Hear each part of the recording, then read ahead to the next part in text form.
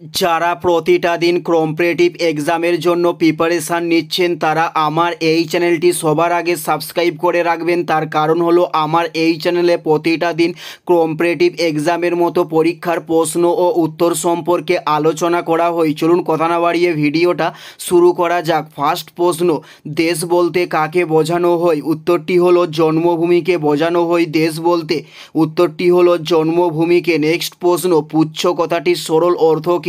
উত্তরটি হলো পেখম। পুচ্ছ কথাটির সরল অর্থ। উত্তরটি হলো পেখম। পুচ্ছ কথাটির সরল অর্থ। নেক্সট প্রশ্ন হলো কাঁচা কথাটির অর্থ কি? উত্তরটি হলো অল্প বয়সী। কাঁচা কথাটির অর্থ। উত্তরটি হলো অল্প বয়সী। কাঁচা কথাটির অর্থ। নেক্সট প্রশ্ন হলো গণতান্ত্রিক শিক্ষা কাকে বলে? উত্তরটি হলো সবার শিক্ষাকে বলা হয় গণতান্ত্রিক শিক্ষা। উত্তরটি হলো সবার শিক্ষাকে বলা হয় গণতান্ত্রিক শিক্ষা।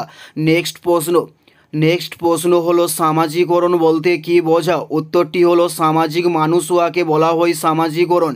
উত্তরটি হলো সামাজিক মানুষ হওয়াকে বলা হয় সামাজিকরণ। নেক্সট প্রশ্ন, জ্ঞানের অর্থ কী? উত্তরটি হলো অভিজ্ঞতার ব্যবহারকে বলা হয় জ্ঞানের অর্থ।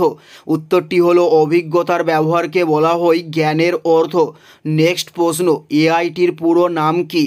এআইটির পুরো নাম কি? উত্তরটি হলো আর্মি ইন্ডিভিজুয়াল টেস্টকে বলা হয় এআইটি।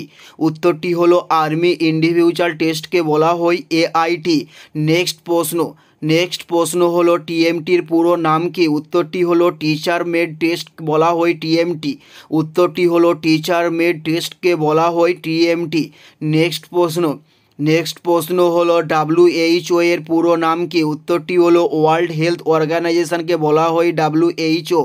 উত্তরটি হলো ওয়ার্ল্ড হেলথ অর্গানাইজেশন। ডাব্লিউএইচও এর পুরো নাম। নেক্সট প্রশ্ন, অভ্যাস বলতে কী বোঝো? উত্তরটি হলো কোনো কাজের পুনরাবৃত্তিকে বলা হয় অভ্যাস। উত্তরটি হলো কোনো কাজের পুনরাবৃত্তিকে বলা হয় অভ্যাস। এটাই ছিল এই ভিডিওর লাস্ট প্রশ্ন। আর কোন ধরনের শিক্ষণীয় ভিডিও আপনারা দেখতে চান অবশ্যই কমেন্টে লিখে জানাবেন। পুরো ভিডিওটা দেখার জন্য আপনাদের প্রত্যেককে আমাদের ইউটিউবের পক্ষ থেকে রইল অসংখ্য ধন্যবাদ। Thanks for watching.